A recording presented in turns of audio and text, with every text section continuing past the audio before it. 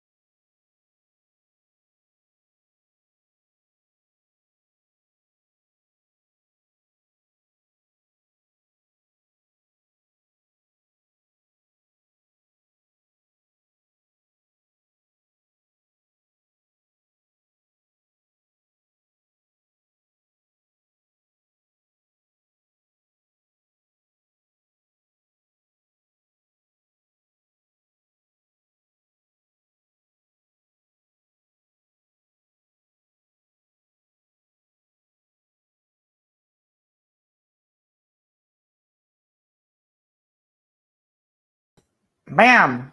There I am. Now it seems a little bit dark in here today because I don't have the window actually open. You guys see I'm wearing my specs? What do you think? I'm going to take them off in a second because I don't actually need them for the computer. Although they put this like protective thing on them for computer use, I don't necessarily need them for computer use. Let me see here. So we are going to be talking about vaccines today. because they're all over the news.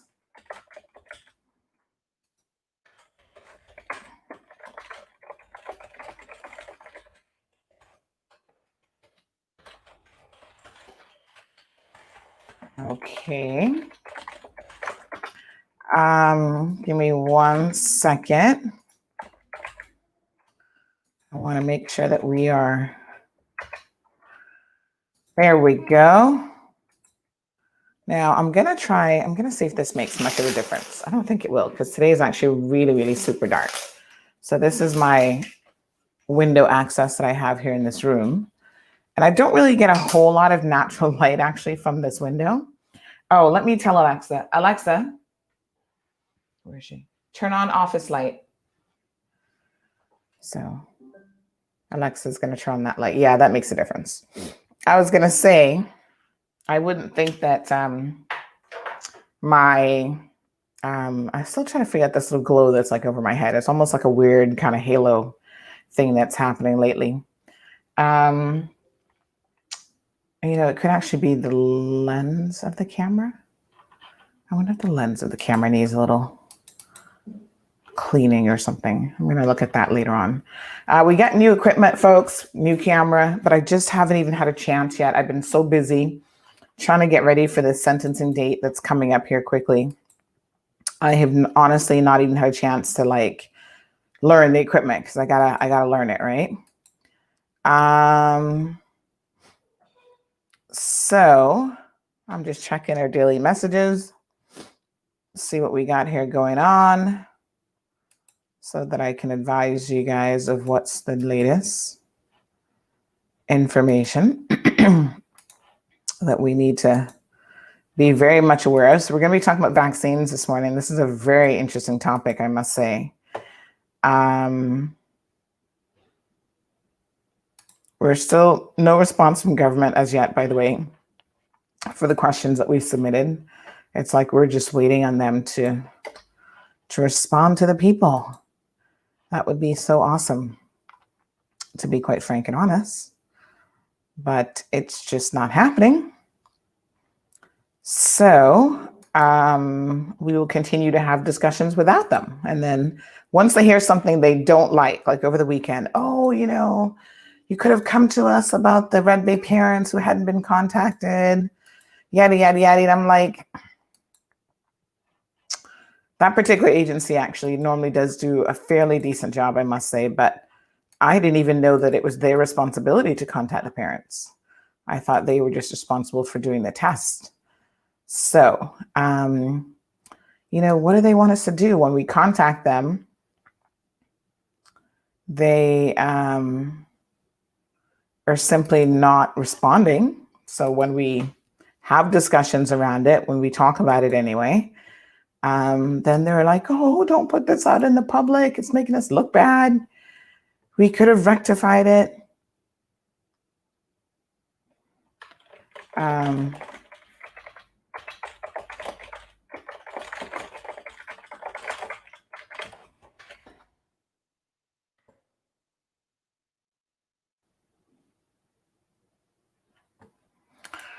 Okay.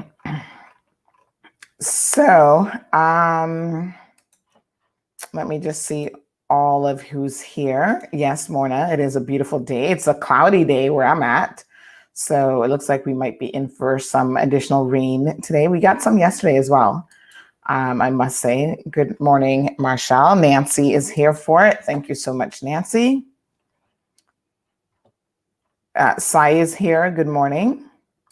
We got our overseas crew locked in. Good morning, Anne Marie. Hi, Catherine. Hi, Larry from New York. Irvelyn from right here in Grand Cayman. Got it locked. Got it locked.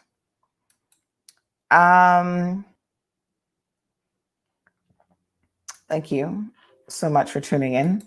So yesterday, you guys might have seen the story that we put up about a local company looking for individuals who might be interested in being a little bit of guinea pigs for their testing, their vaccine testing.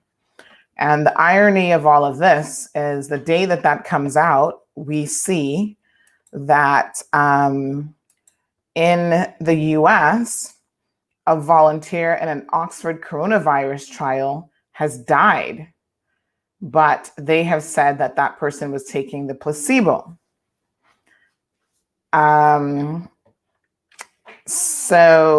Okay. We're still trying to figure this out because this sounds very, very interesting. So the company for that vaccine is AstraZeneca, and it's a Brazilian participant. But the company has said that the woman, I think it's a woman. I don't know if they've actually identified it's a woman. But they are claiming, and this is developed by Oxford University and produced by AstraZeneca, which is a drug company. So the Brazilian newspaper O Globo cited unnamed sources, which reported that the volunteer was in a control group that did not receive the experimental vaccine. And basically, she simply died of COVID-19. 28-year-old, the news, according to, because basically, listen, they're putting this story together. They don't have anything firsthand from obviously the agencies or anything like that. So they are taking it from bits and pieces from different newspapers, which often happens. I mean, sometimes we have to do that as well. So the news service G1 has said that the volunteer was a 28-year-old physician who treated coronavirus patients in Rio. The National Health Surveillance Agency said that it had been informed of the volunteer's death on Monday, and the agency asked AstraZeneca's International Safety Committee that basically the drug committee had recommended that the trial continue. So under the trial's protocol, half of the participants received the experimental vaccine and half received established meningitis vaccine that has been proven safe. The trial, like others, is overseen by an independent board that reviews all adverse events, and any severe event that might have been caused by the vaccine would trigger a pause in the study for an investigation. So at this time, the trial is not being paused due to the death because they're basically saying that it was a placebo. It's interesting that they give another vaccine as a placebo, though. Isn't that interesting? That's kind of weird. I would have thought that they would have given like nothing. I know they can't technically give you nothing at all, but I don't know. What would they inject you with that would be like, yeah, this is nothing kind of thing? I mean, I don't really see a meningitis vaccine as like, I don't know. That's still a vaccine, right? I know that they said it's been proven safe, but that's kind of crazy still. Okay. So they have said that a spokesperson for AstraZeneca has said that he would not comment on individual cases as it's an ongoing trial, citing confidentiality requirements and clinical trial rules. But he said there were no concerns that would lead the study to pause. Now, as you guys know, we reported it last week that there was another pause in another study where someone had gotten extremely sick during that particular vaccine trial. That was another drug company. And so it was on pause. And apparently that's existing protocol. Whenever someone gets adversely sick or dies and they've taken the vaccine, then they would have paused the vaccine trial. So just to be clear, in this instance, they are saying that the person was getting the placebo. But of course, you know, we are human beings and we all find this extremely suspicious. Listen to me, there are people who were suspicious of vaccines even before COVID and before all of this situation. And that suspicion now has been heightened by a number of different things. Everyone thinks Bill Gates is trying to kill us all off. I'm not necessarily convinced about the Bill Gates theory, because I don't know what Bill Gates would gain from injecting people with a vaccine that, I don't know, what's he trying to do? Control the world through vaccines? Him and his wife, Melinda Gates, have worked extremely hard to try to get people to understand the importance of vaccinations, which, by the way, vaccines I'm a supporter of, because they have literally saved millions of lives over the years that they have been in use, right? And so, the diseases that we're treating people for, the potential prevention of disease with vaccines, it's a whole list of things. And I think that vaccines play a very, very important role in healthcare and public healthcare in particular. So I would encourage people to not be cautious, of course, but don't knock everything down just because it has, my apologies, oh my gosh, just because it has the word vaccine in it. I believe that the FDA has its role to play. And that's why I don't particularly like that politicians such as Donald Trump get involved in the world of medicine, and that they have comments to make, and that he tries to push drugs on people.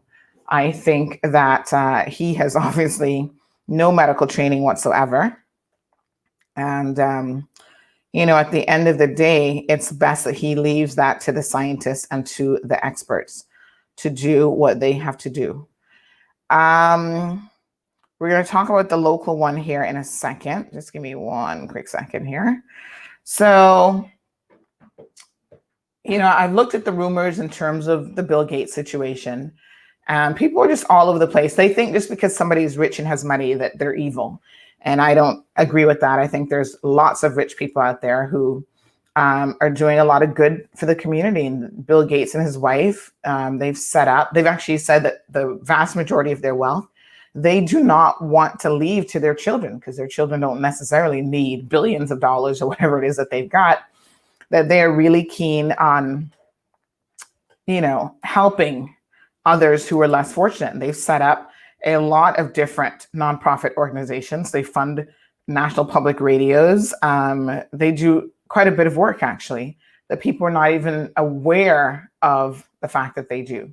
So I think that, caution is always necessary, but this constant conspiracy theory mode that a lot of people seem to be in, it's just a little bit crazy, to be quite frank, in my opinion. And they don't want to listen to science. They grab a hold of like one story that is being pushed with a particular agenda, and then they don't want to see any other evidence that says, well, hold on, that story isn't factual, that isn't actually true. And you know what is amazing? What has caused the whole vaccine controversy is there was a physician who, I'll have to get all the dates and stuff for you guys if you're interested, but there was a physician who actually did a study where he claims that vaccines were linked to autism. The irony of that is that that physician actually lied and doctored his information. And despite him doing that and being stripped of his medical license, they continued to say that his research had merit to it, and it actually didn't. The dude straight up lied about his numbers and stuff in the study. Like, it was just really crazy. I don't know why he did it. I guess some people just want the attention that they get from a study, and that could very well have been his situation. But the evidence is there that he lied and that he did not tell the truth. And despite that, and this has been years now that this rumor has been in circulation, the anti-vaxxers just don't want to believe it. And there will always be people who believe in conspiracy theories. Like, I guess believing in conspiracy theories just makes life so much more interesting. To always be looking over your shoulder and everyone is out to get you kind of mentality. I don't think that everyone is out to get you. I think that companies are in the business of making money. Yes, for sure. And we do need to scrutinize everything, but it does not mean that every single person has ill intent who has developed a drug or a vaccine. Listen, the drug companies are in the business of making money. There's no two ways about that. There was actually a big settlement just a couple days ago with Oxycontin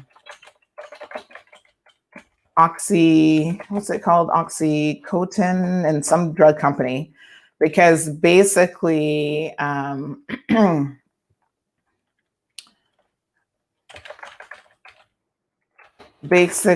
there was some culpability that they had to accept with people actually getting addicted to some of their drugs, and they decided to take responsibility for that.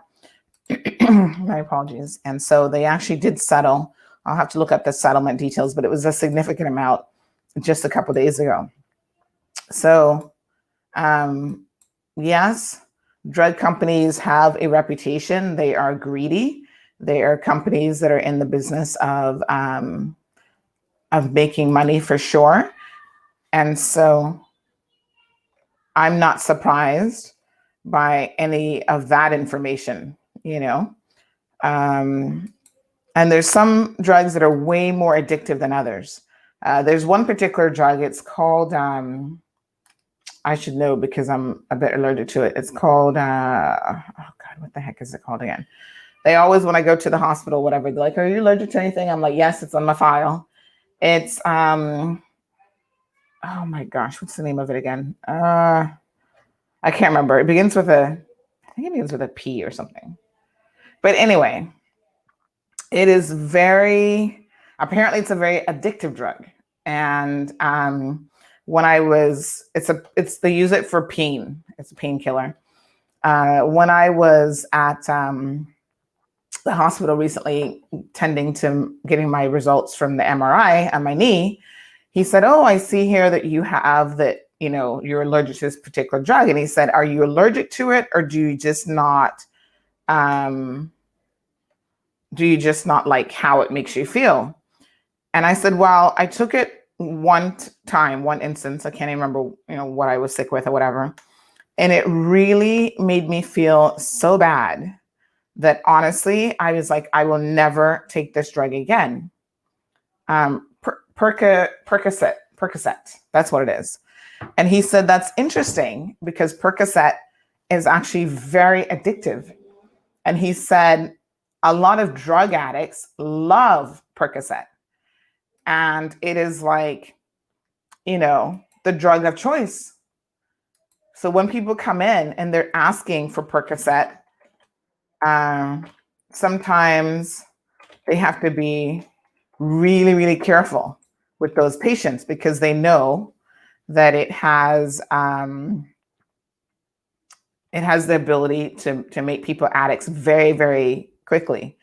So when you look it up, it comes up under, it tells you contradictions, right? And it says Percocet is identified in the relief of moderate to moderately severe pain. And you have to be very, very careful with it because it says high risk for addiction and dependence. And it can also cause respiratory distress and death when taken in high dosage or when combined with other substances like alcohol. So, but it gives people a high. And Percocet does contain oxycodone, which is a Schedule II control drug.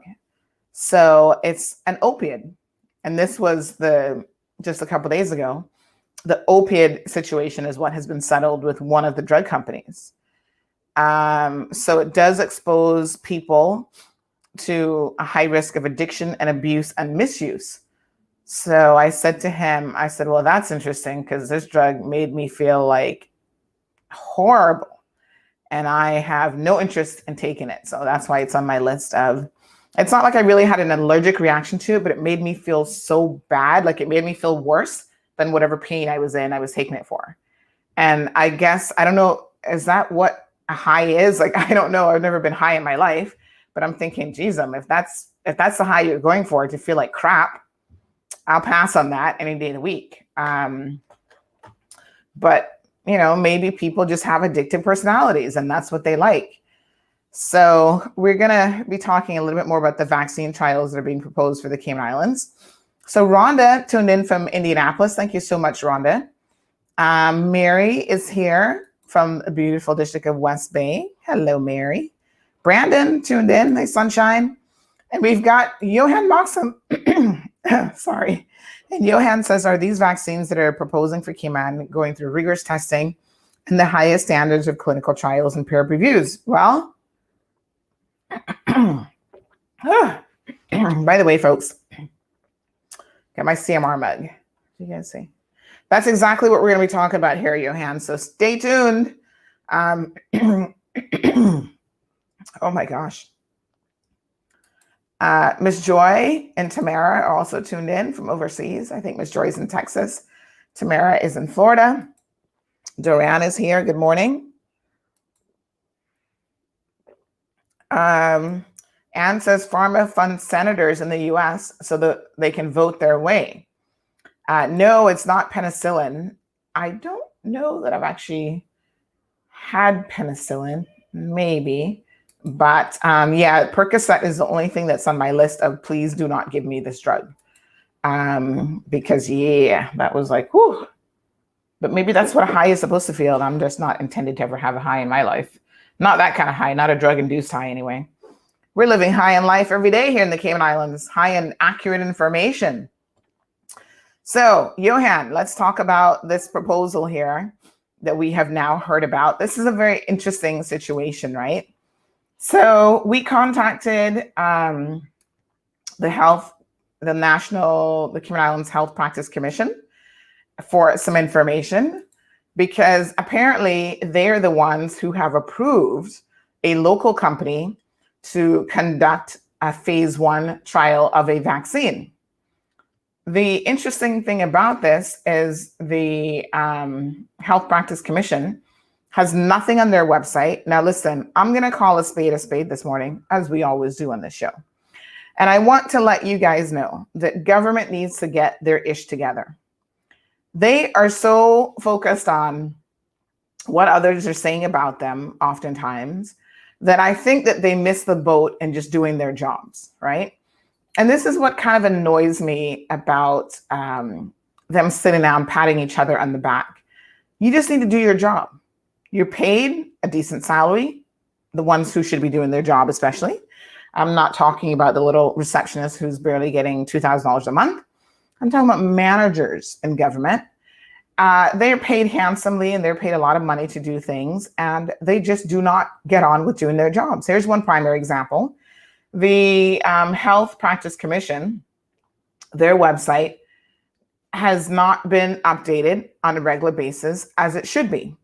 Now, I would expect that any government agency or government that has a website, they need to have someone, thank you, JVL speakers tuned in from Hope Springs. I would expect them to obviously have current information on their website. Right, Walton? Like, don't you think that that just makes sense? We live in the 21st century. This is now 2020. We're almost into 2021. People rely heavily on doing online research, getting their information from online. And so agencies like this is the Department of Health Regulatory Services, which the Health Practice Commission is part of. The Health Insurance Commission is part of them as well. Their website is not updated. Another website that hasn't been updated for years is OffReg. Why? I went to the OffReg website the other day looking for some information on a recent licensee that, they're advertising. They're a new mobile company here in the Cayman Islands. And I wanted to see, well, what is it that this person, who is this company? What do they have to offer? All this sort of stuff. And guess what? Can't get one iota of information because OffReg's website isn't updated. Now, you want to know how bad it is? If you go to the OffReg website, they have not updated any reports since 2016. Folks, we are in 2020, right? How is this possible? They have a company that they outsource and that they pay to do their press releases, because we get them all the time. So if you can afford to pay a company to do your press releases, why can you not afford to pay a company to also maintain your website and update all of the details on your website? Now, their website, it says, was designed and developed by NetClues, which NetClues is a local company that does a lot of government websites. They seem to have almost an exclusivity on designing government websites. 95% of government websites are actually designed and done by NetClues. And they seem to do a pretty good job. I mean, the website looks good. I'm not having any issues with the aesthetics of it. My issue is the fact that they have not bothered to update the website. So if you go under, for example, let me just see here, decisions. So you go to ICT and then you go to decisions. You see that the last decision, or the last year even, for any sort of decision has been 2016. Now, am I really to believe that the OffReg or ICT, because I think back then it was even ICT, have not made a decision since 2016? No decision at all on anything? That doesn't quite seem plausible. And in fact, if you go under publication, they have nothing under 2019. They do have the year there, but there's nothing there. And the last date for publication is proposed emergency notification system and the risk of text messaging for user authentication dating back to 2018. Come on, folks. Update your websites. So ICT decisions, nothing since 2016. So 2016, we had a dispute between Lime and Digicel, back and forth, a couple disputes there. So does this mean that since 2016, everyone has been getting along and there have been no disputes at all? I highly doubt that. My point being that even when I look at under archive section, well, it's taken a while to come up. I don't know if there's anything there, but if you go to the Health Practice Commission website, there's no indication that this decision has even been made. When you contact them and you call them and you say, hey, can I get the documentation on this decision to allow vaccine trials in the Cayman Islands? Oh, can you send us an email? Okay. When can I get a response to that email? Well, we're not sure because we've been busy. But we'll try to get to it as soon as we can. People, this is not acceptable. So they actually have up a notice on the Department of Health Regulatory Service talking about, due to the inclement weather and the subsequent announcement by the government of office closures. When was that? Okay, let me get my little buzzer because I can see I'm going to need that jackass button this morning. Jackass for government agencies. That was October the 7th. We are now at October the 22nd, and your website has not been updated to remove a message that is outdated?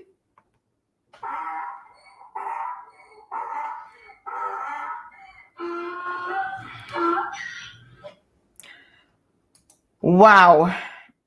Then they talk about the merger of the Health Insurance Commission and the Health Practice Commission, which took effect on July the 1st of 2008 to form the Department of Health Regulatory Services, and that they oversee the Pharmacy Council, the Council for Professions Allied in Medicine, Nursing and Midwifery Council, and the Medical and Dental Council. All right, that's fine, but we have no information on this decision. I would like to see the documentation, please. I'm just saying. May I see the documentation? A lot of times they will even have old, updated information on board members. So it does have board members listed here. How accurate this information is, only God knows. It says that the following persons have been granted approval by the Governor and Council to serve as members of the Health Practice Commission. No date, folks, on that.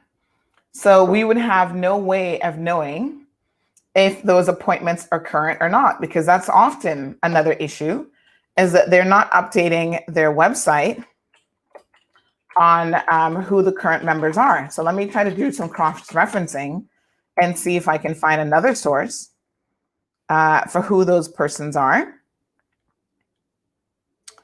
And then we can see if we can get any confirmation.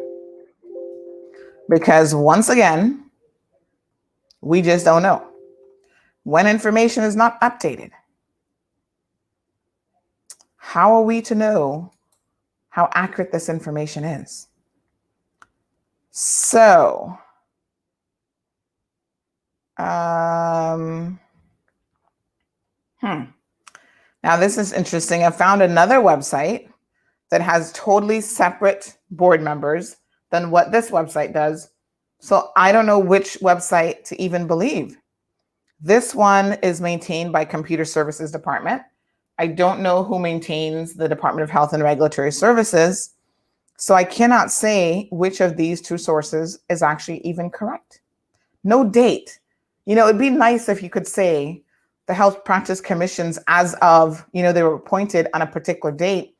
That would be extremely useful information, but we don't have it. So we don't know. It's just unbelievable. Government, the agencies, departments, we implore you and beg you to please just get it together. This isn't rocket science. This shouldn't be anything incredibly difficult. Let me see here. So we have the Health Practice Regulations 2017 revision. And it looks like board members might have been appointed then. So have they been serving since 2017? Possibly, because that would make sense in terms of when government was actually appointed. But those are just the regulations. That would not tell you who was appointed or anything of the sort. So we'll see if we can get a current list of who these board members are, an accurate list, because we've got two different lists. We just don't know which one is correct. So Morna says no vaccines for her and her family. Paul, good morning. Hi, Christian. Thank you so much for tuning in. Walton says there's nothing more annoying than going to a website and it's stale. Well, Walton, the problem is, right, you are not knowing, or sometimes you know that information is outdated. And how do you get accurate information? Oh, you have to go and email these agencies and then wait for them to take potentially up to 30 days to try to get back to you. Why? That just doesn't make any sense. You know what I'm saying? That should not be the protocol. We've seen the constant erosion of FOI, right? This government has gone back and attacked the very foundation upon which the Freedom of Information and the spirit upon which the Freedom of Information legislation was implemented, because they don't want you to have access to accurate information. They want you to have access to information that they're going to force feed you whenever they feel like it. Now, the irony of all of that is at the same time, they're talking out of both sides of their mouths, because then they say, oh, by the way, don't go to anybody else for your information. So when you get your information, get it directly from government sources only, because we're going to tell those government sources what to say to you. How can that be impartial information? They're trying to say it's accurate information, but we're looking for impartiality and accuracy. And if government is the only one that is allowed to disseminate information and they try to shut down everybody else, you're living in a communist state, folks, and you better wake up. As Johan likes to say, you better stay woke. You fall asleep at this wheel and we're going to end up crashing in the ravine. So I have a problem with that. I have a problem with information not being easily accessible. Flashpoint says, I'm having similar problems getting updated information from government departments and authorities. However, when I listen to Alden and the DG, I get the impression that everything is great. Of course you would. Alden isn't going to tell you that everything isn't great, because then that reflects poorly on his government. The DG, now I like France. I got to tell you, I like France a lot. I think he tries. And France and I went to law school, so I have gotten to know him a little bit beyond the scope of, just seeing him as DG. And I think France has good intentions for the most part. I do believe that sometimes he has to toe the line with government, which is never an unbiased position. And I also know that France goes to great lengths to protect the civil service. He is very proud to be a civil servant, and I can understand that because he is, number one, in charge of the civil service. And number two, he's been a lifetime career civil servant. So I get and I understand France's position. I also know that if I have a question for France and I ask him, I do believe that he will answer as honestly as he can. But there are times when I become concerned that sometimes you can't see the forest for the trees. So here's an example of that. Do you guys remember recently in the news, the fire chief, who was only supposed to be here in a 1-year contract to train up a Caymanian, has now had his contract extended for 2 years. And everybody in government seems to think this is great. That's the official word. That this is great. He's been doing a fantastic job, yada, yada, yada. Well, pump the brakes. I know that there have been complaints against him. One during COVID about a derogative comment that he made about Caymanians. Remember what we were talking about on Monday? This perception that Caymanians are lazy and they can't learn and yada, yada, yada. Well, he actually made a comment to one of his subordinates. I can't remember if the guy is a manager or not, but a guy who's been there a really long time, basically saying, what's wrong with these Caymanians? Can't they learn? Like they're stupid, kind of thing. And there was an official complaint lodged. We ain't hear nothing about that. They wanted the opportunity to resolve it internally, and I don't think that it has been resolved to the satisfaction of the parties involved. Well, at least not the aggrieved party. I have not spoken to that person, but people talk. And so, one government says, for example, that all of his deputies, who are all Caymanians, were supportive of this decision. I call straight up BS. I say, really? Really? You think that they're supportive? Well, they're saying that they're supportive because they kind of have to say that to probably keep their jobs. They have to toe the line. But they're not supportive of this decision. Otherwise, we on the outside wouldn't be hearing complaints. Why is this guy's contract being renewed not for 1, but 2 years? And this is the fight that we continually go through, both inside the civil service and outside the civil service, right? As a Caymanian, you're not given the opportunity. You've done the training, you've done the schooling, you've been there for donkey years, and you're still not going to get the top job at the helm because, no, you're not going to be quite as good as the English officers that we wish to promote.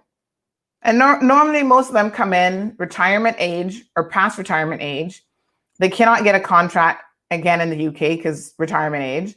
And they're just here for that last hoorah into their retirement fund because they get paid handsomely in CI dollars, and then government foots the bill for all sorts of benefits for them. And then the last fire chief had the audacity to claim $60,000, $70,000 in overtime. And we gladly paid that. But heaven forbid a Caymanian middle manager should dare ask about overtime pay. Oh no. You have Caymanian children to feed, a Caymanian mother and grandparents to support. Your money's staying in the Cayman Islands to help the Cayman economy, but you can't get the cash. We're going to give you time in lieu of. Stop it, government. You really need to stop it because we know. And there's one particular case we're looking at right now that is going to blow the lid off of your heads when we get confirmation of that. I'm just trying to see if we can get the documents, folks. Larry, thank you so much. Actually, someone shared a video with me yesterday, Larry, about this. And I want to try to find it. Let me just see here. I'm just trying to remember who sent it to me yesterday. Oh gosh, I'm trying to remember. Sometimes I get so many messages in WhatsApp, I gotta tell you the truth. It is difficult to remember who sent what. Let me just see here. There's certain people that tend to send me certain types of things. So sometimes based on that, I can kind of backtrack, but I can't remember who sent this one, but this one was quite a good, I'll have to look on my phone because I do want to share this with you because this really speaks to the point that Larry is speaking about now. So let me just pull up, I'll have to go into my phone and see if I can find the video. I'm going to pull this up here and share it. I don't remember who shared it with me yesterday, but this is a good one to share for sure. All right, so I'm going to find that video and I will put that up.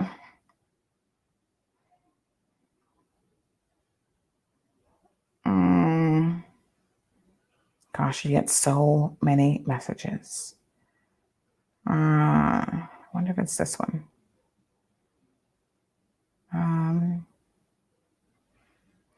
Okay, so that was a video making fun of Trump. That wasn't it. All right, I'm going to keep looking for it. If for some reason I don't find it today, I will definitely find it for tomorrow, hopefully. Okay, so I'll go through my messages and see who was messaging me yesterday. If you're watching and you remember that you were messaging me yesterday, by all means, please do resend that video on vaccines. Good morning to Debbie.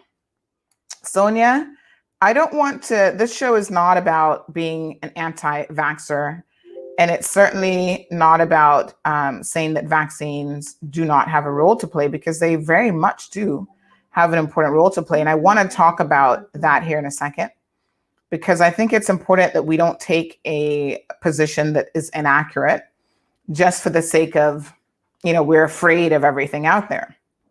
So vaccines have saved countless lives over the years.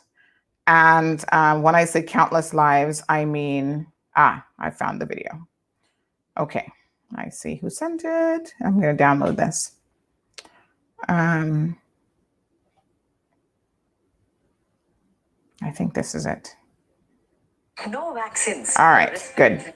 All right, so let me just see if I can actually just save that. It is a couple minutes long, so we have to see if it doesn't exceed the allotment of time that we have for videos that we have to pull up here. But it's worth sharing. So I definitely want to download this. So give me a couple seconds and I'll start the download process.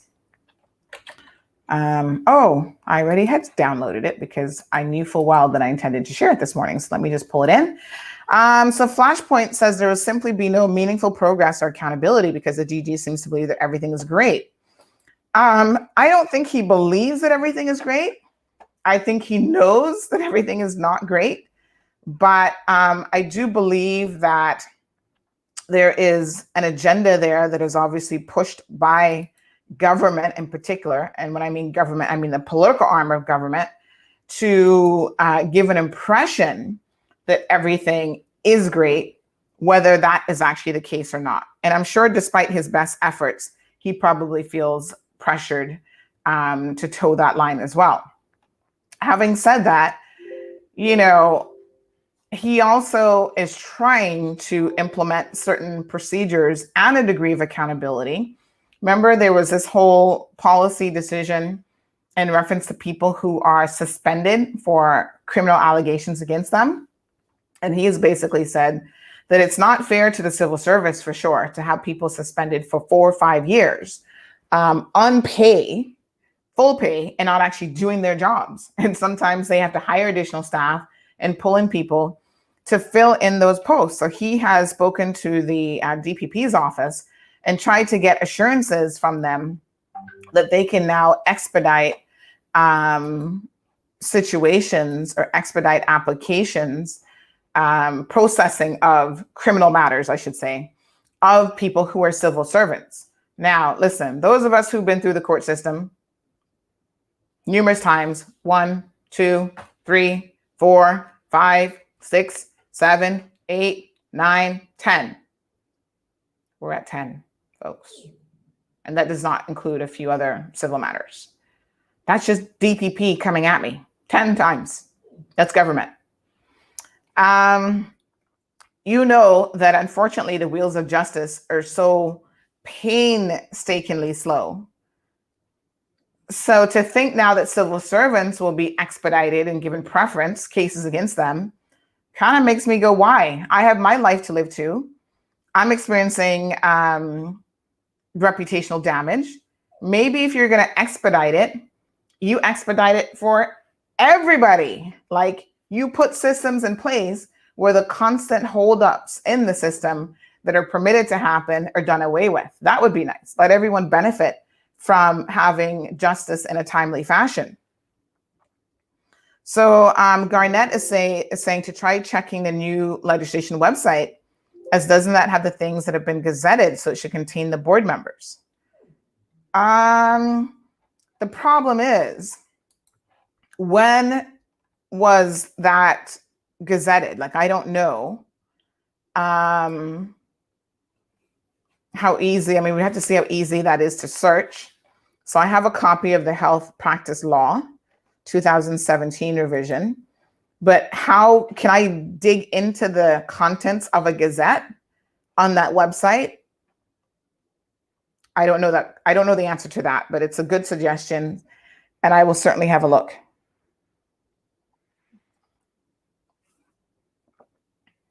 There was an area of the general government website that had a list of boards. So I tell you what, just give me 1 second, and I'm going to have a look at that while I show you guys this video on vaccination. So thank you for that recommendation, Garnett. Celia, thank you so much. She's joining us from Rotan. Good morning. How are you? Good morning to Miss Sue.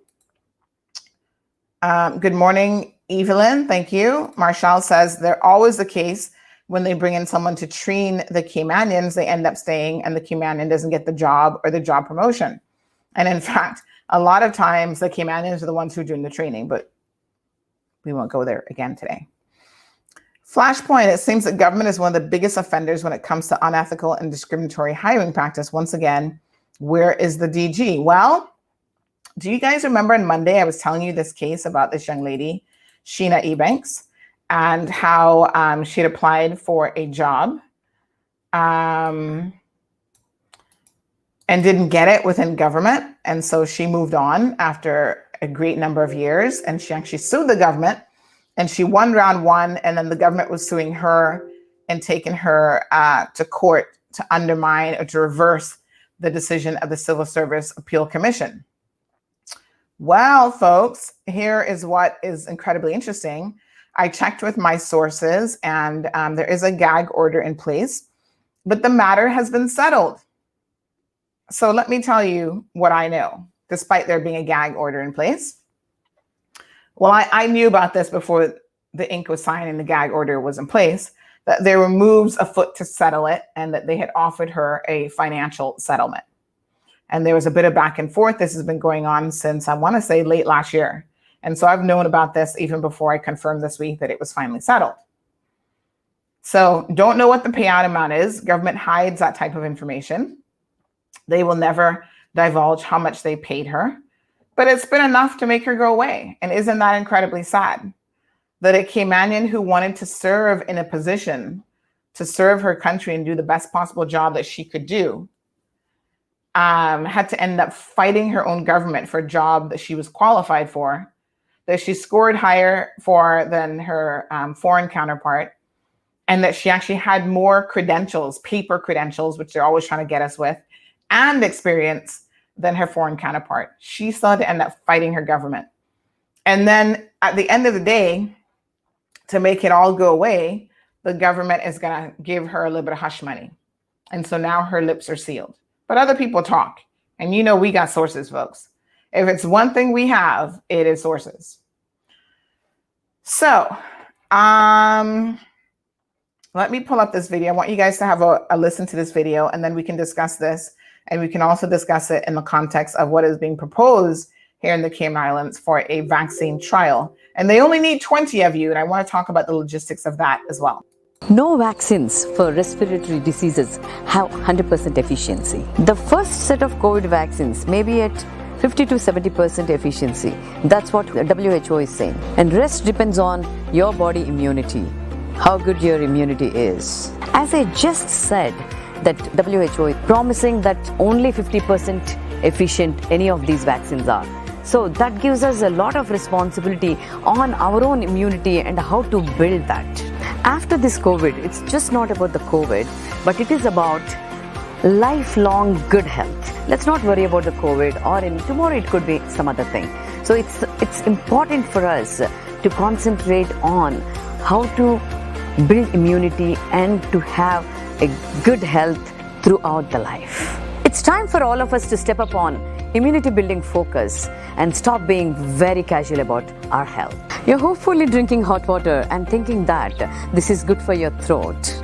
But coronavirus is hidden behind the paranasal sinus of your nose for the first 2 days initially. The hot water that we drink does not reach there. After a couple of days, the virus behind the paranasal sinus of your nose reaches throat and lungs. Then you will start coughing, and then you will start having breathing issues. That is why it is very important for us to take steam, because this steam reaches behind the paranasal sinus of our nose. You have to kill this virus in the nose with the steam. So now I would ask, are you taking steam daily? So as per the study, at 40 degrees centigrade, the virus becomes disabled. At 60 degrees, the virus becomes so weak and any human immunity system can fight against it. At 70 degrees, the virus dies completely. Everyone in the health industry, they definitely know that the steam works at 60 to 70 degrees centigrade, and they are following it, but they are not preaching as much as they should. I would say the combination of steaming and at the same time, let's not forget to use our immunity builders. During this pandemic, China, Japan, Taiwan, and some of these countries have actually controlled the coronavirus by steaming. They promoted so big regarding steaming, and they are able to control this. Experts say that using eucalyptus oil while steaming really works. People who does not move out much can definitely do at least once a day.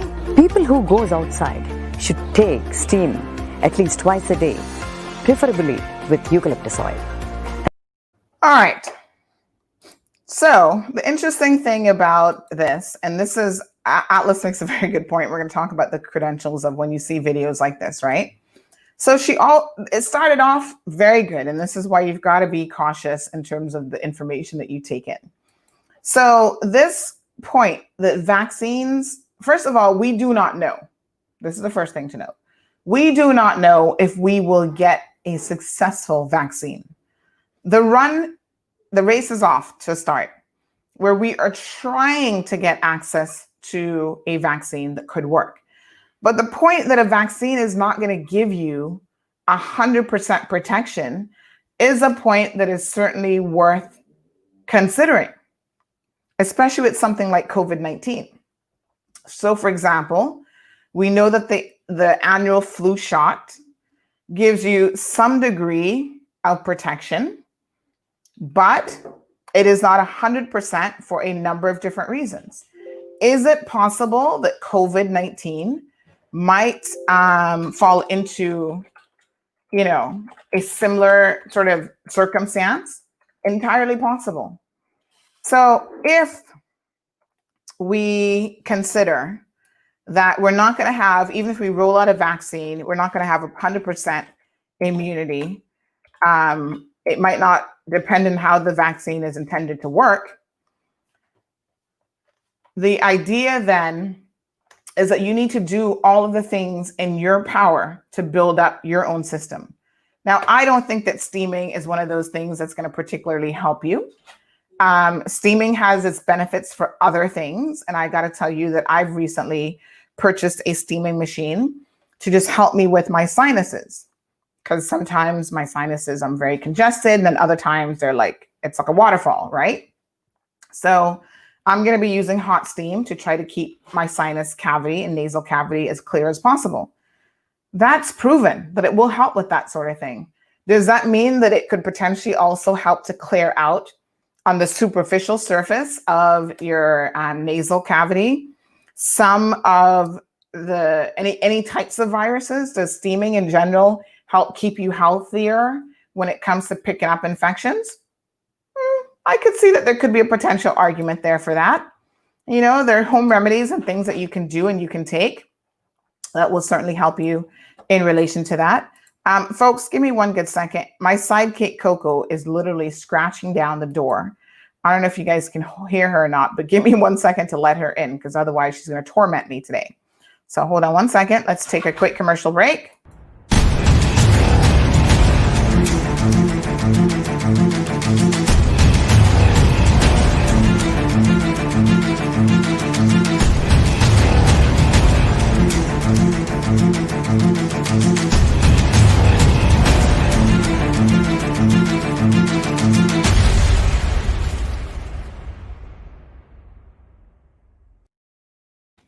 All right, folks, we're back. Apparently, once everybody else leaves the house, Coco must come in and be here with me, or she's going to have a fit. So she's now in the room and we can have a little bit more peace and quiet. I keep hearing her scratching on the door, like literally, let me in. Okay, so going back to this point, right? Listen, last week we were talking to Danica, our regional correspondent, about this. It is imperative for all of us to do the most that we can with our bodies, because COVID attacks the weak and vulnerable first and foremost. Everyone is at risk to some degree, as we saw from the fitness guy who's 33 years old, and he dies from heart complications. He may have had underlying issues, although being relatively healthy that he knew nothing about. Some people speculated, maybe he was taking steroids or something. We don't know, but we do know that healthy people can die from COVID-19 as well. The vast majority of deaths, however, are from people who have this comorbidity, like they have other things going on. They're diabetic, they are obese, they are people who have cancers and other underlying illnesses. So they are definitely more at risk than anyone else. Having said that, whatever we can do to help ourselves. So if that means losing weight, exercising more, steaming your sinus cavities, washing your hands, because we know that these things work. Today, we normally try to give you some Tech Thursday tips. The number one Tech Thursday tip I can give you today is actually in relation to keeping your devices clean and germ-free, right? So now there's scientific evidence just came out the other day that the glass surfaces of your phones in particular can keep the coronavirus upwards of well over a week. So if it gets on your surface, we know it's airborne. Somebody sneezes, whatever, it travels, it gets on your phone, then you're tapping on your phone. At some point, you're going to touch your face or whatever. This is how it transmits itself.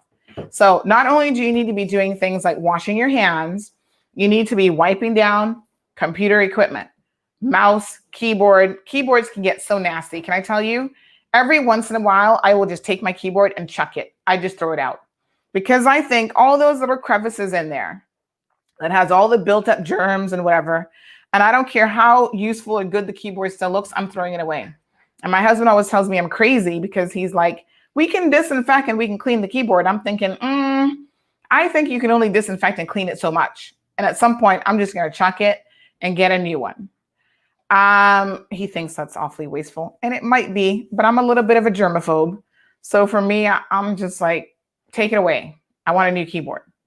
Phones, wipe them down with your disinfectant wipes.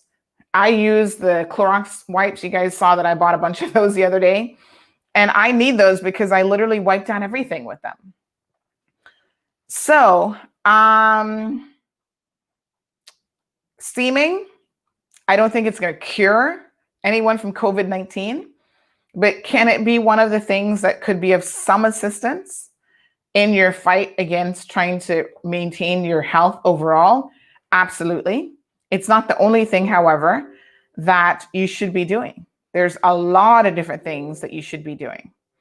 So this concept of heat having an impact on COVID is a little bit misleading. Donald Trump was pushing this message as well at some point, saying that, at the end of the day, hot, humid climates like the Cayman Islands, Texas, and other places, Florida, are not going to be impacted in the same way because the virus is going to be killed by heat. Well, not quite. The kind of heat that the virus would be killed by is the kind of heat that would kill us as well, right? So it would have to be extremely hot to kill the virus. And in fact, it seems like heat has no real impact on the survival of this virus at all.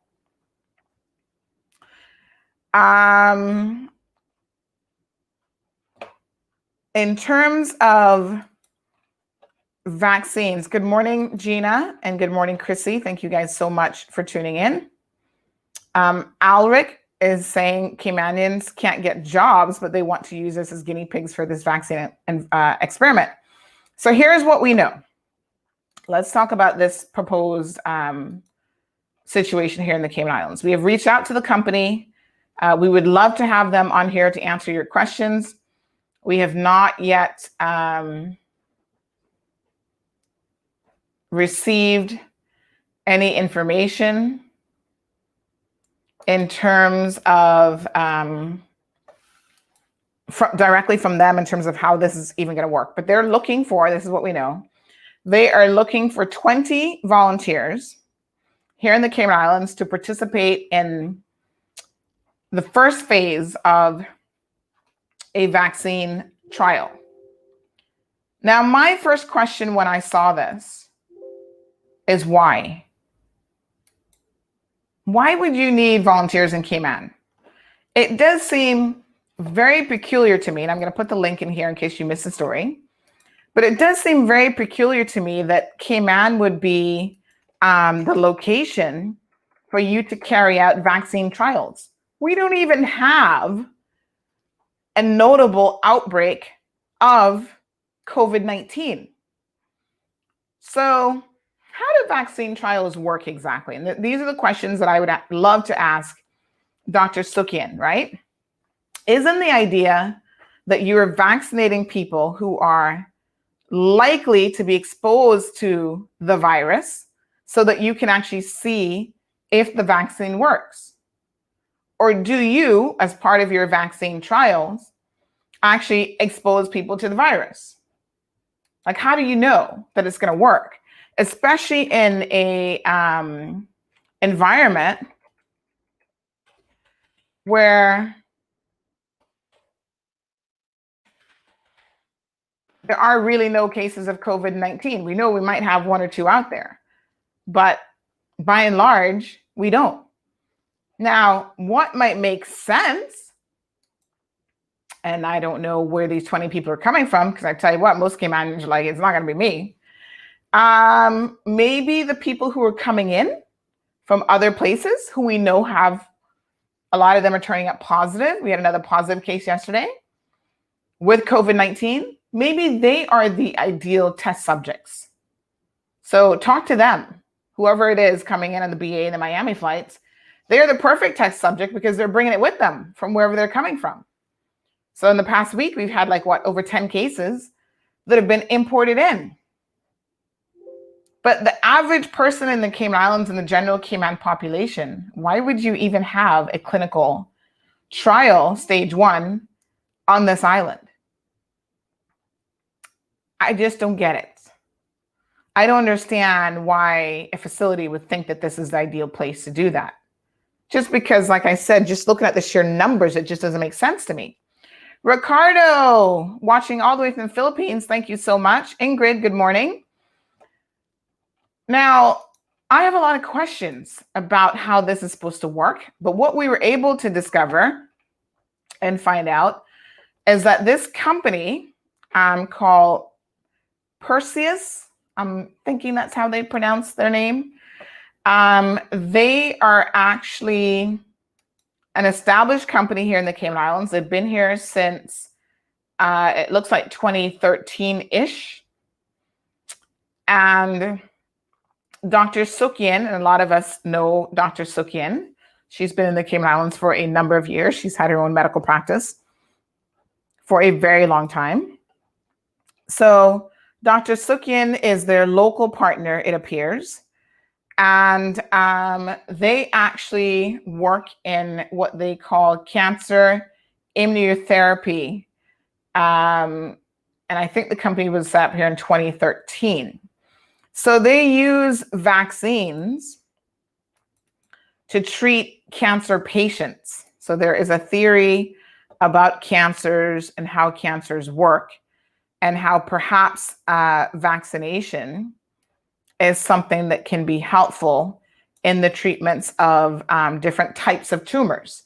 So I think specifically they're looking at 12 different types of tumors. So this company, Perseus PCI, which stands for Personalized Cancer Immunization, was set up here in the Cayman Islands in March of 2013. They started accepting patients. Now, they are a company that is wholly owned by another company called Orbis. Orbis is registered in the US, and it is owned by a guy by the name of Thomas Wagner. And let me show you what he looks like. This is Thomas Wagner here. He is 72 years old, and he's a co-founder of Perseus PCI and CEO of Orbis for the past 11 years.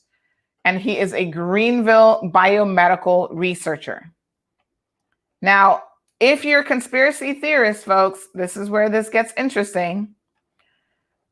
His wife is actually, quite ironically, from Wuhan, China, which was the origins and the epicenter of COVID-19. Wow, what are the chances of that? I mean, I'm not a conspiracy theorist, but I do see how someone who is would definitely jump on that and go, my God, how could she be from Wuhan, where this thing started? Maybe they started it. Of course, I don't believe that, but what I do believe is that I'm sure Wuhan is a very big place, and there are millions of people who come out of that city. And I guess millions of people who are obviously born in Wuhan, China as well. So just a bit of a coinkydink, as we say around these parts. But that's where COVID-19 began, and that's ironically where his wife is from as well. So yes, Ingrid, it is a bit of an interesting point. So this guy, according to their website, is a world-renowned biomedical scientist, innovator, and entrepreneur. That's what the website says. His specialty is in gene-based medicine and other aspects of the biotech industry. And the website shares again that he's attracted more than $25 million in research funding and has held prestigious faculty and research positions at institutions such as Cornell University of Medicine, the Sloan Kettering Institute of Cancer Research, and Cambridge University. He co-founded in the early 1980s a company called Diagnostic Hybrids, which makes and markets cellular and molecular diagnostic kits for respiratory and other diseases. So he's obviously been around a minute.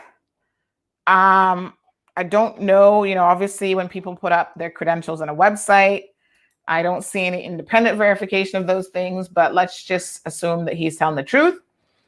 It also says that he's a founder of the Ohio Edison Biotechnology Institute and formerly directed the Greenville Health Systems Oncology Research Institute and Clemson University's Biomedical Institute. So obviously he's got some credentials there. He has a PhD, and it looks like he might, I don't know if he's actually a medical doctor, to be honest. But anyway, it says he's currently director of the Orbis Health Solutions medical research firm in Greensville, which is a funding partner of Perseus. And Orbis was founded in 2009 by Dr. Wagner after 12 years of research in the development of therapeutic vaccines, in other words, treatment vaccines for the treatment of 15 different types of solid tumors. So they moved to the Cayman Islands in 2013. And he said at the time that the reason why they were making that move is because they could not get, in a quick amount of time, I guess, FDA approval for their vaccine. Now, let me say this. FDA vaccine approval can take years, and it can be very expensive. So he has essentially circumvented the FDA process by coming to the Cayman Islands, setting up a facility here. From a business perspective, I understand, yes, it takes millions of dollars to get the FDA's approval, but you also go through certain protocols and procedures in order to get their approval, my apologies, that are considered to be relatively rigorous, right? So if you're circumventing that and the Cayman Islands government allows you to come here and basically treat people with your vaccines that have not been approved by an organization such as the FDA, who we know for the most part is crossing their T's and dotting their I's. Okay, how does that work exactly? Now, at the time, I read a number of articles on this idea, and people were saying that, listen, even though he's not going through the FDA, there should still be some medical ethics involved here, in the sense that if he's treating people with these vaccines and he noticed that they're dying, for example, or they're getting sick or whatever, that he should stop treating persons. Now, I don't know, I've never heard of Perseus before. I know nothing about this company, so I would love for them to be able to come on and tell us about their history, how many people they have treated successfully with these vaccine treatments, which are not cheap. Price range anywhere from $40,000 to $100,000. Insurance doesn't cover it, by the way, because they probably see it as extremely experimental. Doesn't mean that it doesn't work or that it hasn't helped people. But we would like some more information on this because it is indeed very, very interesting, to say the least. Now, how do our agencies here approve people to do vaccine trials? What's the process? You see, that's the kind of information that I was hoping to see on the Health Practice Commission's website. It's not there. Nothing about vaccines at all. But if you are in the business of approving vaccine trials in the Cayman Islands, don't you think, logically speaking, ethically speaking, protecting the consumer, information for the consumer, that information should be readily available on your website so that people can understand, well, what's the process that a company has to go through in order to apply for and receive permission to conduct vaccine trials, phase 1 vaccine trials? Right? How does it work? If I go to the Center for Disease Control and Prevention's website, which is the big one for the US, the homepage, updated October the 13th. How the CDC is making COVID-19 vaccine recommendations. So it tells you the entire process, right? So the CDC is making coronavirus disease 2019 vaccine recommendations for the United States based on input from the Advisory Committee on Immunization Practices, ACIP. ACIP is a federal advisory committee made up of medical and public health experts who develop recommendations on the use of vaccines in the US public. They hold regular meetings, which are open to the public. Cayman Islands? Wow. Wouldn't it be good if we had a medical and dental clinic or all board meetings that could potentially be open to the public? And provide opportunity for public comment. Whew. Go America, some degree of transparency. Since the pandemic began, ACIP has been holding special meetings to review US data on COVID-19 and the vaccines in development to help prevent them. Stick a pin right there. Cayman, can somebody help me out here? Who is doing this in the Cayman Islands? Where is this information available? We have so many questions. Alric has questions of his own. What happens if they find that a vaccine, after testing someone, what happens if they find a vaccine after testing someone? What does that mean? If they find a vaccine after testing someone? After testing someone? I'm not quite sure I understand that first bit, Alric. Clarify that for me. Will the cure be distributed for free? Will the person being tested get part of the sales or profits? Well, nobody's going to get part of sales or profits of any drug company unless you own the drug company or you are a shareholder. So let me say this in terms of funding. There was a story that we did a couple days ago about funding that kind of confused people. Shh, Miss Coco. It confused people because they seem to have thought that this meant that there was an actual vaccine already developed. So I'm going to put this story here. And we tried to clarify this when we posted it because I read it in other media and I thought maybe people are just reading the headlines and they're getting confused, right? So we wanted to be very responsible with our particular headline. So the headline says, Cayman to receive COVID-19 vaccine funding to guarantee equitable access. There's no vaccine yet, folks. Multiple companies are doing trials at different stages, late stage, early stage, and so on, trying to see who can get to a vaccine first that will be approved and that hopefully will actually work and not kill people. However, let me say this. What this particular article is all about is the fact that the Pan-American, so let's back up.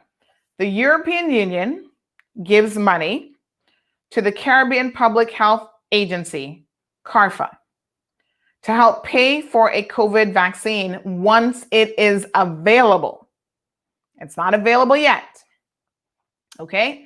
So on Friday, it was confirmed by the Trinidad-based CARPHA that they had received a $2 million, US $2 million down payment for the region. And then CARPHA is responsible for distributing that money across the region to different countries through the regional arms, whatever their medical regional arms are. So through the Pan American Health Organization, right?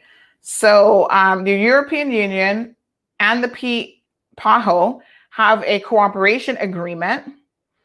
And then CARPHA basically gets the money first and they'll pass it on. This is how I'm understanding it works through to PAHO, but the origins of the money come through the European Union and then gets distributed through multiple health organizations in the region. So the first point about this article is that there are no vaccines that are approved yet. So when people saw this, they're like, oh, I'm not taking this vaccine.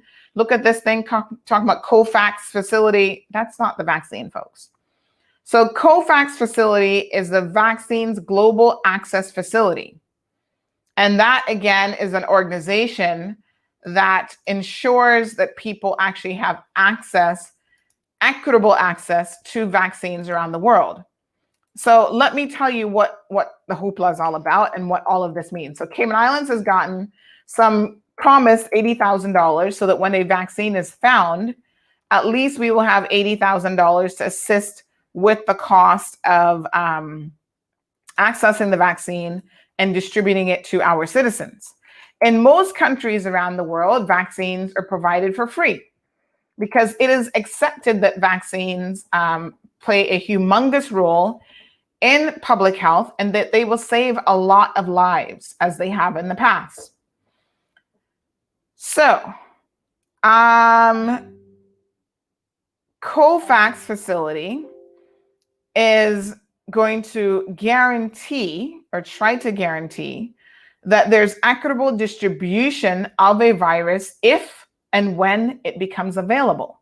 Because what you will have happening, and we have already seen this, right? The US, Russia, and China have already started to make bids to, if a vaccine becomes available, they want it all for themselves because they're greedy and that's how they roll. So,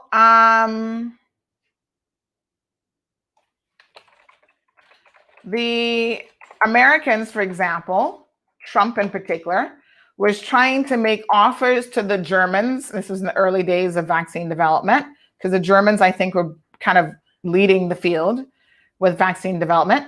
He was trying to make offers with them to get their scientists to work on a vaccine exclusively for the US. This is so unethical that I cannot even tell you. I mean, those of you who support Trump, I'm sorry, but this dude has no moral fiber at all.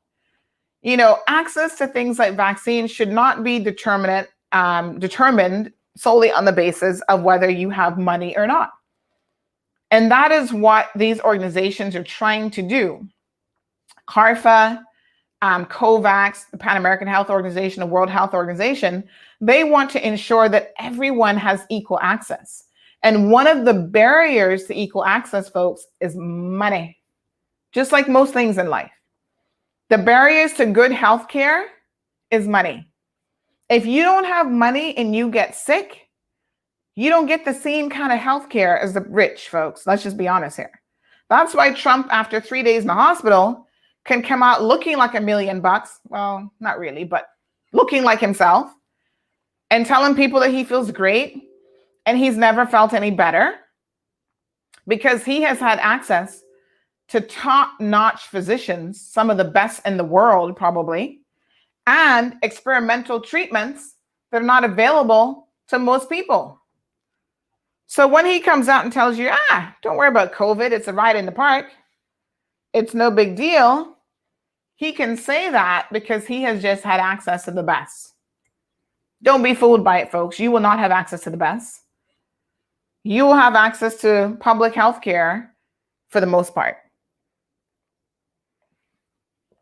Good morning, Donovan from New York. So, having some level of equality with the access to vaccines, the distribution to vaccines is really, really important.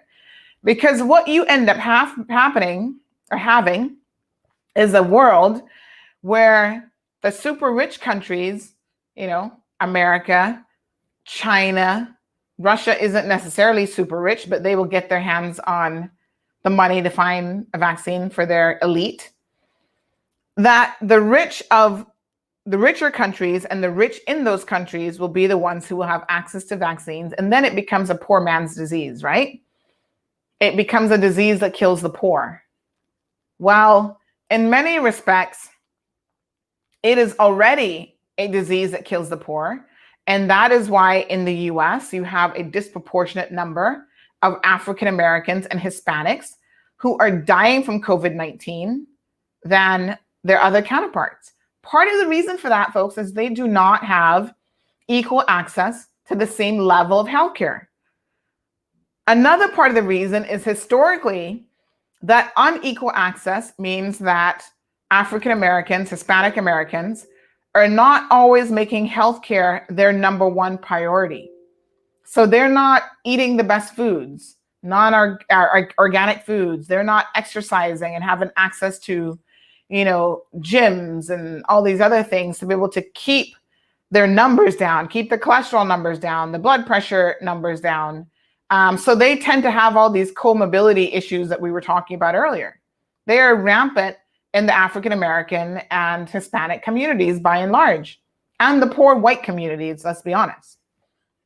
And part of the reason for that is, again, money buys you access. Money buys you even information to understand the importance of daily exercise, the access to be able to go somewhere and exercise, to be able to breathe clean air. You can live in suburbia America and not in the inner city, which has pollution issues, which has water pollutants that you're drinking, like in Flint, Michigan.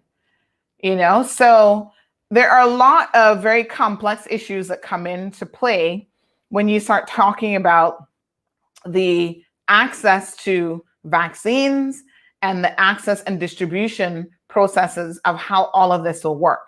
So I want to clarify that this article that went up, and again, I think this is where people see something in the news and they don't always understand it. Sometimes things get a little bit technical. And that's why I think podcast shows like this have a role to play. We're always inviting the so-called experts on. Come on here, talk about this, educate people about how vaccines work. Because I know that you guys you're like sponges. You want the information and you want it accurately. And I try to do as much research as I can to give you as much information as I can. But hey, I'm not an expert. I'm a jack of all trades. But one thing I do fairly well is get information. Now I can dig. I had to chuckle the other day when someone said, you should be a detective, a PI. And I said, well, part of journalism and just being a Keymanian is you got to be able to dig information. We might call it being nosy, but there's some necessary research skills that go into doing what we do. So thank you, Mona Lisa, for saying that she's finding it very informative. We appreciate that. Leanne says a test subject for the vaccine created by AstraZeneca died yesterday. Are they taking us for fools? So Leanne, you may have missed this at the beginning of the program if you just tuned in. But of course, that is trending all over the news this morning. And the one takeaway from that is they are saying that that individual who has died, who is a physician, I think the person I said earlier was only 28 years old, that person was actually getting a placebo. So this is in Brazil, a 28-year-old physician who treated coronavirus patients in Rio de Janeiro has died of the virus itself. And they have said that this person was actually not getting the vaccine. So you know how vaccines work. And this is, I would love for Dr. Lee to do a show, although he's not an epidemiologist, but surely he can do as much research as I can and put some information out there about how trials work, right? So that we can understand it, we can break it down. But don't you guys worry. Here in CMR, we got you covered with information, even when government isn't giving it to you. We will find reliable sources to provide you with the information, right? So the basics that I do know is in a trial, you will have, I think they try to do like a 50-50 split. So 50% of the trial participants are actually getting the vaccine. 50% are getting a placebo. So in this case, they have claimed that the placebo that was given, that this 28-year-old physician was actually given a placebo, and the placebo that they were actually given is the meningitis vaccine, which they know is actually safe. So under the trial's protocols, half of the participants received the experimental vaccine, and we don't know for this particular trial how many are actually in it, but the other half received an established meningitis vaccine that has proved safe. And they do have it being overseen by an independent board that reviews all adverse effects. So in other words, AstraZeneca, which is the drug company, does not get to oversee their own clinical trials. They have an independent board that is supposed to do that. Now, my question is, bringing this back to the situation here in the Cayman Islands, is what independent board has been set up to monitor this trial that has received permission? Oh, hold on a second. I'd like to be able to go to the Health Practice Commission website and find that information. Okay, let's just see here. Where would that be? Under guidelines and forms? No, nothing there on trials and vaccines and nothing. It's just not there. Maybe it's under FAQs. Hold on a second. Can a corporation be registered as a facility is the first FAQ. How many continuing education council credits do I require to retain my registration? Nothing but vaccines, nothing about COVID-19 here, folks. Wow. To give the government some credit, the main website, gov.ky, has been updated during COVID, and they have an entire new page, and it looks like a pretty much new website that is all about COVID-19. So it talks about, keeping the Cayman Islands safe, where help is available, travel guidance, and so on. I'm still trying to actually find, now that this website has been redone, I'm trying to find the list of boards, of government boards. And they do have a nice search feature, by the way, on the website. And this is the first time I'm using this. Let me see if I can find this Health Commission Board, Health Practice Commission Board. So hold on.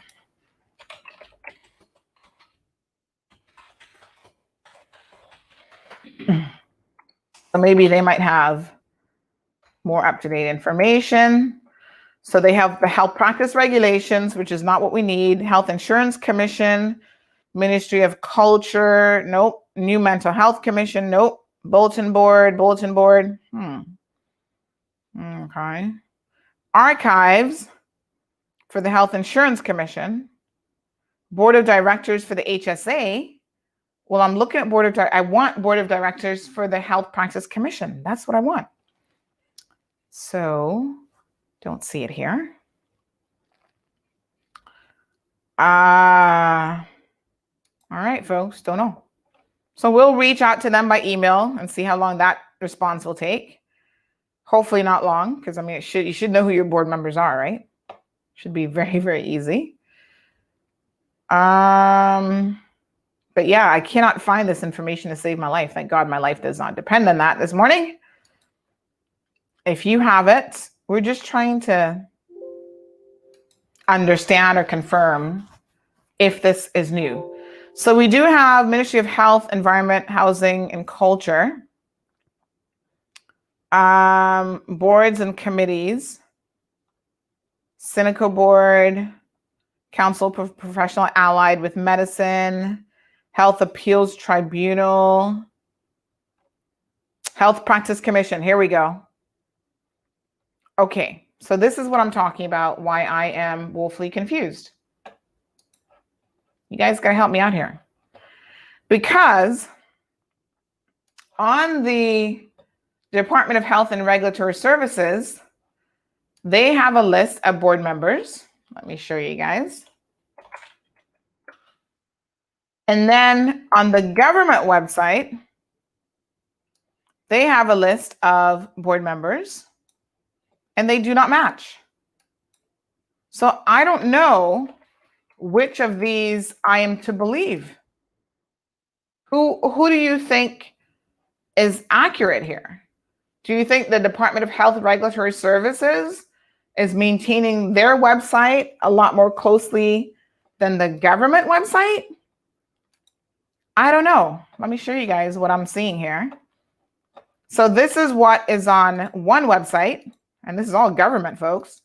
So I'm not quite sure what the issue is. They have Dr. Michelle Mondezia as a chairperson, Andrea Dilbert as the deputy chair, Cecilia Middleton is a member, Haroon Pandui is a member, Philip Ebanks is a member, Donald McLean is a member, Dr. Clement von Kirchenheim as a member, Dr. Luis Kona, as a member, Mrs. Carlene Vassell-Webb as the registrar ex officio, Sarah McLean as an administrative secretary. And then on the government website, according to them, they tell you what the functions are, and then they have a completely separate list of members and none that correspond to this other list. Health Practice Commission. I'm just making sure that I'm looking at the same commission board members, because I'm thinking maybe I'm getting this wrong here. I don't want to be the source of any confusion, but it does not look like this information matches. So I don't know who to believe. Let me see if this one website tells you when this was updated. Because there was a time when they would tell you at the bottom when the list was updated. And now I do not even see that. Huh. So it's not there.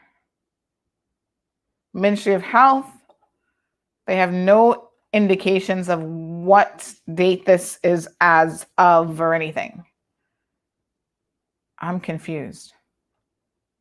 Here's another one that says Health Appeals Tribunal, and that these members were appointed July the 1st of 2006 through June of 2008. So is this recent information? What the heck? 2008? What year are we in, folks? Isn't this 2020?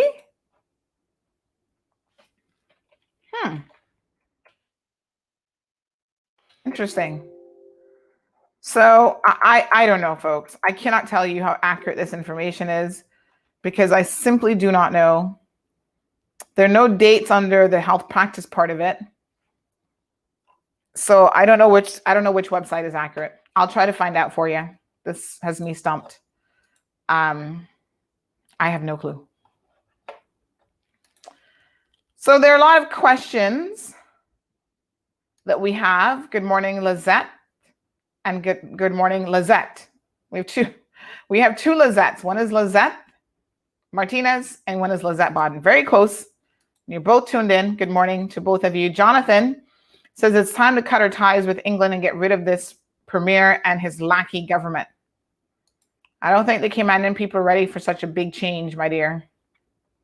Good morning, Gina, and good morning, Jake. So Jake, you're late, but we are talking about vaccines and trying to get an understanding of how vaccine trials in particular are approved for the Cayman Islands. So again, the CDC has tons of information on their website about the process, such as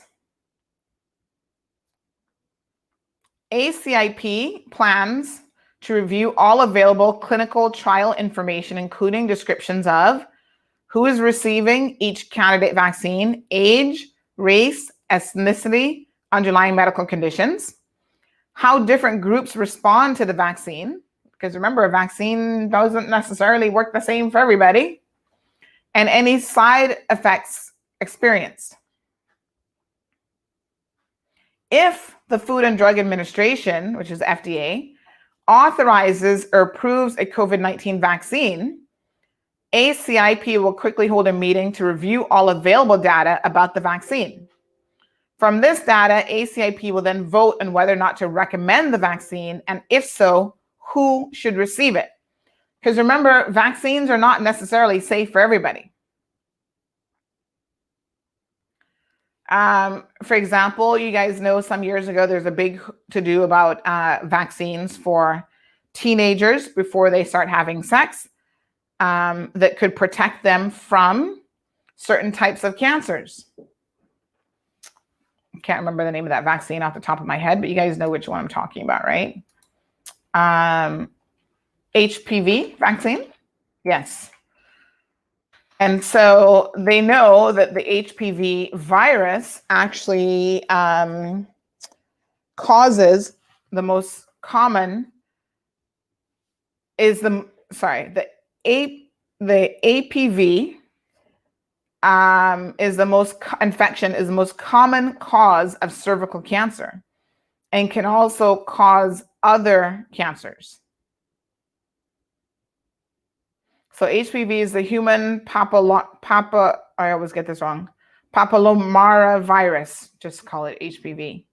And it definitely has a link to a lot of female cancers, as well as some male cancers. Men can get cancers of the throat, mouth, and esophagus, and so on, if they perform oral sex on someone who has an HPV infection. And HPV infections are actually very, very common. Most people have had there's different strains of it, but most people have had an HPV virus infection. And there's a few of the HPV infections that make you high risk for actually getting cervical cancers and other types of cancers of the vulva and other organs, sexual organs, which apparently includes the mouth. So this HPV vaccine started some years ago, and it was recommended for everyone through age 26. So basically, there's kind of a cutoff age. Although a lot of physicians will tell you, it still offers you some degree of protection, not as much, but some degree of protection, even if you are older and you are still very much sexually active and you could be exposed to the HPV virus, that it might give you some protection still by still getting it even at an older age. So at first they were just vaccinating young girls, but then they realized the importance of vaccinating young men as well. Because the idea is to try to eradicate these viruses as much as possible. If you're just doing the girls, okay, they have some degree of protection. But obviously, a lot of the girls are having sex with who? Boys. So it makes sense for them to get vaccinated as well.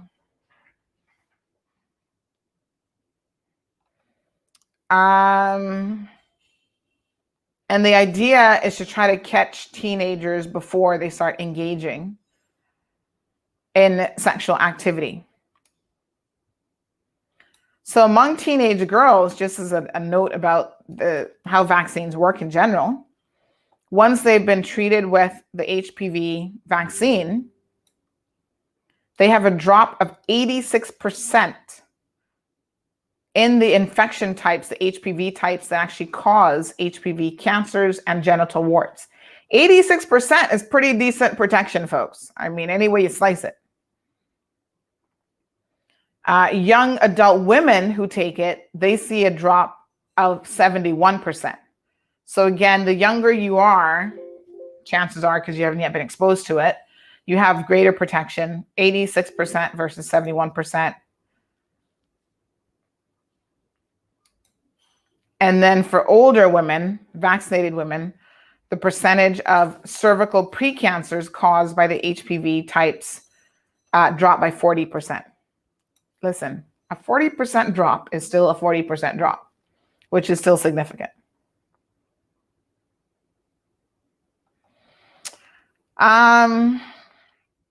So there's a lot of information out there on vaccines. There's ethical principles of transparency, fairness, so giving everyone an opportunity to be vaccinated. That's one of the things, again, that we got to be very, very cautious of. It's not just for the rich. It's not just for the elite. I don't care what Donald Trump says. I don't care. China was trying to steal information and pay people. They got the money. We'll pay you $1 billion to get first dibs at this vaccine. And there are vaccine companies who no doubt would be looking at $1 billion or whatever going, that's a lot of money. So we roll it out first to the Chinese, which a lot of us might be thinking, yeah, play with somebody else first and let us know how it works, right? But that's unethical. That's not equitable access to it, fair and just. So there should be these things that are considered. So if a vaccine becomes available, people have to receive it no matter who they are. It's not just for the elite. So the CDC has tons of information on their website. The World Health Organization also say that 172 countries and multiple candidate vaccines are engaged in the COVID-19 Vaccine Global Access Facility. So again, this is the organization that was in that article. They call it COVAX, that we were telling you guys about. So of those 172 countries, which represents most countries in the world, the Cayman Islands is included in that. And that's why we are eligible for this $80,000 in funding.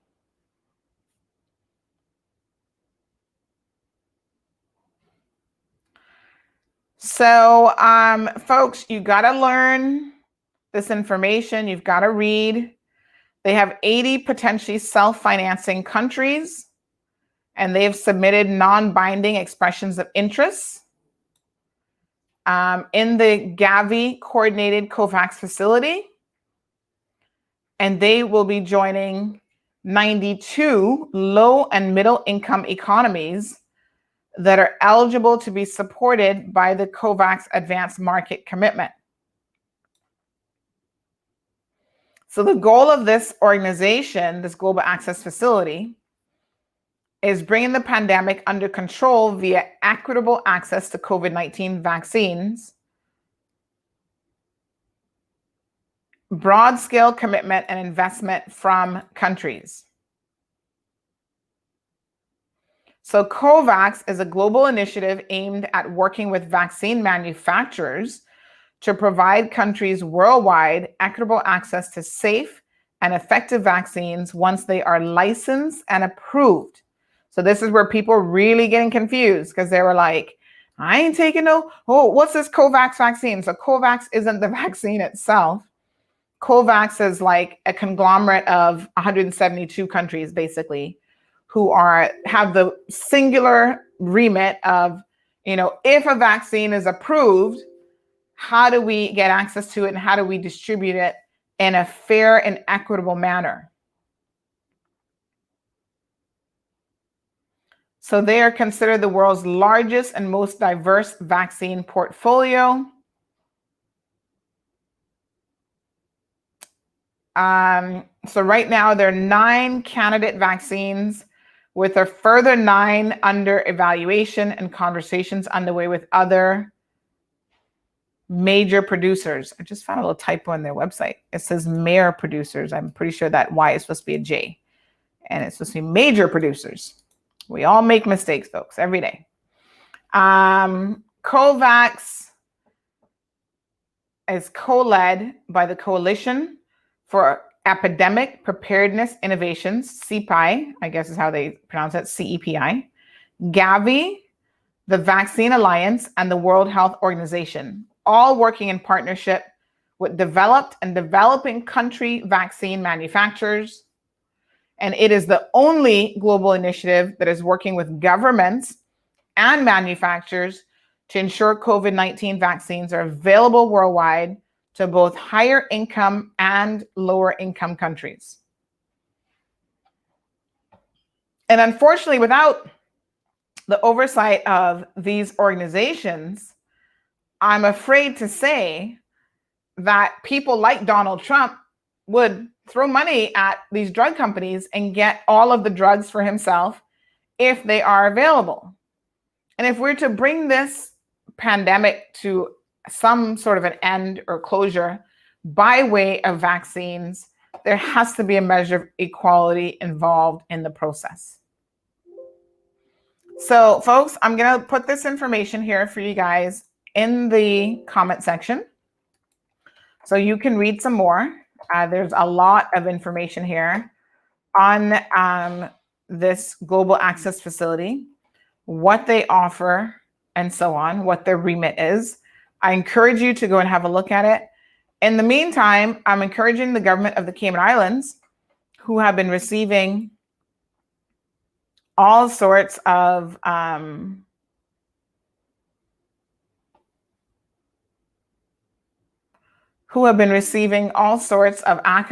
and awards for their fantastic job done, to kindly update your website so we can know if we're looking at accurate information, to let us, the people, know how this vaccine trial will work I don't know what 20 people will be volunteering for it, but it would be great if the company itself could reach out to the people and explain this process. There should be no mystery behind how a vaccine trial works.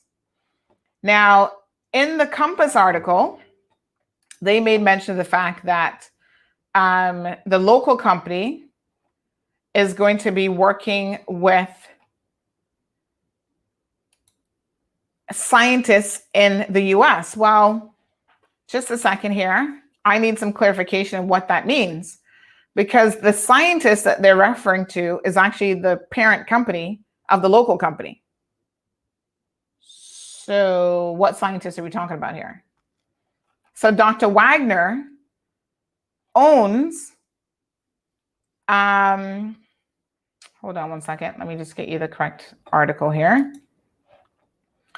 So Dr. Wagner owns this other company in the US. So there's no semblance of impartiality there. They're basically the same company. So Perseus Cayman Limited is wholly owned by Orbis. And Orbis, whose full name is, hold on one second, Orbis Health Solutions LLC, an American company, is owned by Dr. Thomas Wagner, and he's a co-founder of Perseus PCI, which is the Cayman Islands company. And it seems like the other co-founder or director or whatever of that is Dr. Sok Yin. So she's their Cayman partner, essentially. Okay, so what drug, what vaccine then, if you will, are they looking to clinically trial on people? Which one is it? Is it the one that's now in the news in Brazil? Is it some other company? How much information will people be receiving? What are the vaccine trial protocols that are being utilized here in the Cayman Islands? That's essentially what we want to know. Nothing on the Health Commission's website who actually authorized this. To me, that's not good business. Jonathan says, first it was the mosquitoes, now they want the Caymanians. Who don't they try their drugs? Why don't they try them drugs on themselves? This way, Caymanians have to wake up and stop voting for ham and turkeys. Well, I love ham and turkeys, but only at Thanksgiving and Christmas on my dinner plate, not as my elected officials. Jonathan, Caymanians do not, this is a voluntary process. So Caymanians do not have to volunteer for this. Anybody who wants to volunteer can volunteer. Now, having said that, I must tell you that the importance of human trials, it's significant because without human trials, we'll never know if a vaccine is safe or not. So we always need brave souls to step up to the plate and to participate in human trials. And that is why you will find a lot of physicians actually do it, because physicians do get and understand the risk involved in participating, especially in early human trials. But they understand the bigger benefit to humanity of being a guinea pig, essentially. And somebody has got to do it.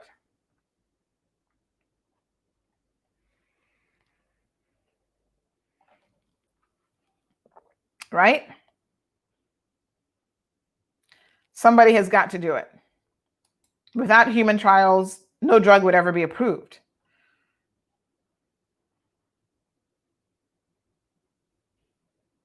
Okay. So that's all we got for you today, folks. We do need to talk about this global citizen initiative that our government has been pushing to get people to come in. It's for the ultra rich folks. It's not for anybody else. So let's not be surprised.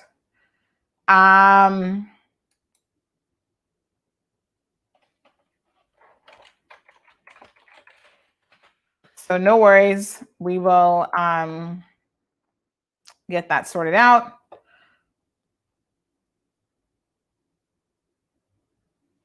So we have a missing parrot. that we think we may have found the owner. This would be awesome. So we posted it last night, and I see someone just sent me a message saying that they think it's their parrot. I think it might be because the street name sounds very familiar. So let me go about my day, folks, reuniting parrots with their rightful owners, as well as other stuff. Working on some legal shenanigans as well. I've got some court dates and stuff coming up. So I'll keep you guys updated and abreast of that.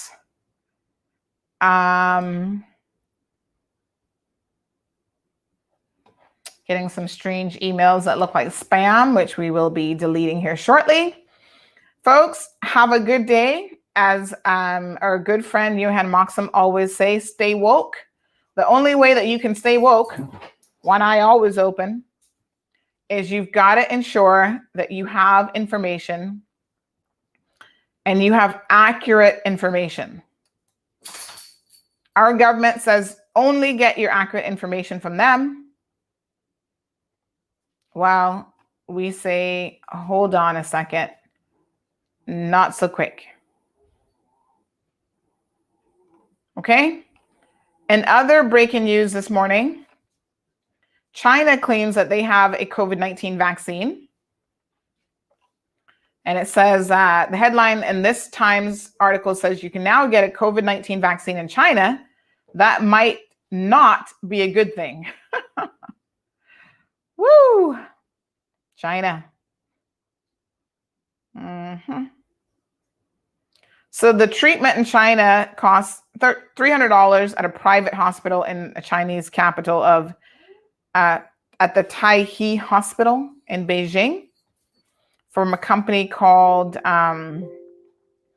Beijing Kexing Bioproducts. But the treatment hasn't passed final stage 3 clinical trials, but is already being offered to the public on a first come, first served basis. Anyone can turn up, pay their money, and get the jab. And already hundreds have been queuing up to get immunized at this facility, this private hospital in Beijing. Crazy. We'll see how that goes for the Chinese. But you know what I find with the Chinese is they don't worry about a whole lot of things because they're kind of like, oh, we have a lot of disposable people because we got billions or whatever. You know, if 1 million die, no big deal. I swear, this is exactly how the Chinese government thinks.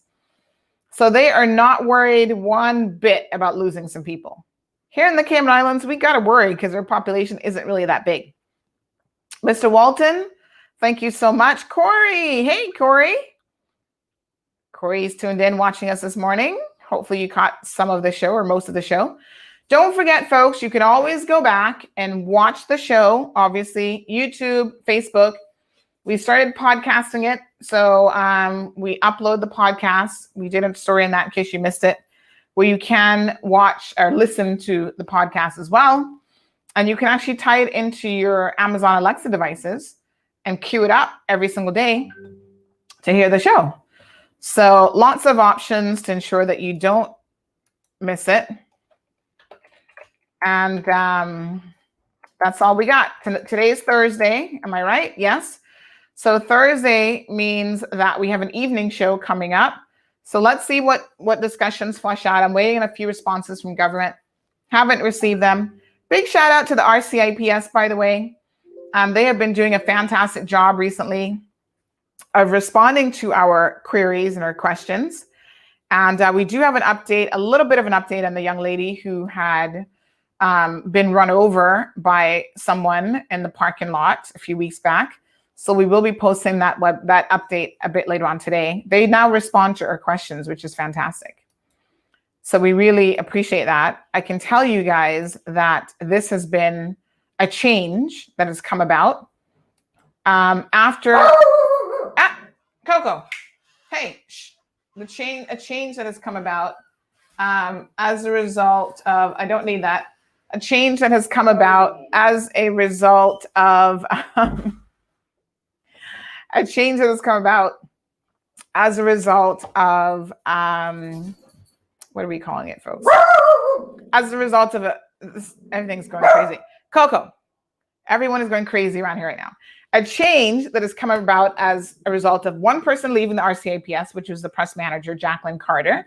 So since she's gone, and the fact that CMR actually did lodge a complaint with the Ombudsman Office about unequal treatment in, submission of media queries. So the RCIPS has had a change of heart, and most importantly, a change of attitude. And we now do get responses, which is wonderful and amazing. That's all we want. A degree of professionalism and equal treatment across the board for everyone. All right, good folks. That's all she wrote. Looks like I've got a phone call I need to get to. I've got to quiet Coco down and make her relax and start barking out the window. And I wish you guys a beautiful and healthy day.